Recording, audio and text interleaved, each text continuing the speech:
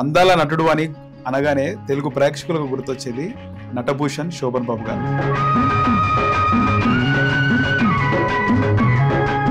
మిమ్మల్ని మీరు చూసుకున్నప్పుడు అద్దంలో అలా అనిపించిందా, లేకపోతే మీ ఫ్రెండ్స్ ఎవరైనా చెప్పినారా? మనం సాధారణంగా ఎవరైనా సరే ఒక చిరంజీవి గారిని చూసినటువంటి వాళ్ళు ఏం చేస్తారంటే ఆయనలో ఫైట్ చేయాలని, ఆయనలో స్టెప్లు వేయాలని.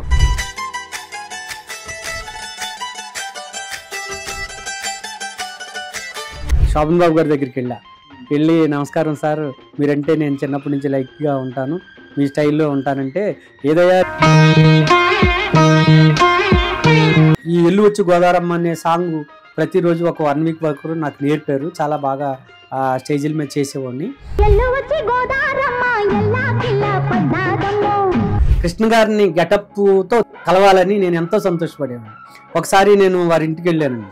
అయితే అప్పుడు నరేష్ గారితో చెప్పాను, శోభన్ బాబు గారి గెటప్ ఫోటో చూపిస్తానండి అని అంటే,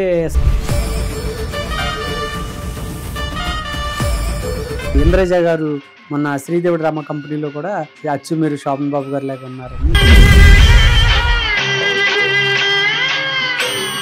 మ్యాన్ ఫుల్ ఆఫ్ పాజిటివిటీ అండి. కానీ మీరు కృష్ణ గారి డూపు కూడా బాగా సెట్ అవుతారు సార్.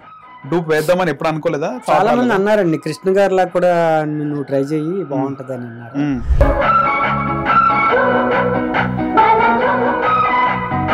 సో హీరోయిన్ అంటే ఎవరు బాగా ఇష్టం మీకు? హీరోయిన్స్ శోభన్ బాబు గారితో జోడీ జతకట్టిన హీరోయిన్ ఎవరు ఇష్టం? శోభన్ బాబు గారితో ఏ హీరోయిన్ అయినా నాకు ఇష్టం లేదని ఎవరు చెప్పరండి.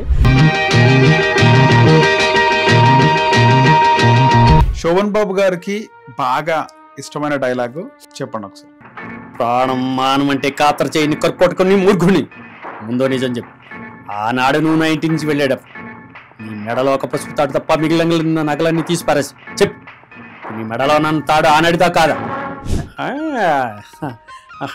రవా రవా రవా నువ్వు నన్ను ప్రేమించావు, మరి నిన్ను నేను ప్రేమించలేదని నువ్వు అనుకోవద్దు. బయటికి సూటు బొట్టు, లోపల మాత్రం బాధనండి. ప్రతి ఒక్కళ్ళు ఆర్టిస్టు కళాకారుడు అనేటప్పటికి పైకి కళగా కనిపిస్తాడండి, లోన చిరిగిపోయిన బనియానికి బిజ్జాలు ఉన్న బనియాలు అది ఎవరికి కనపడదు.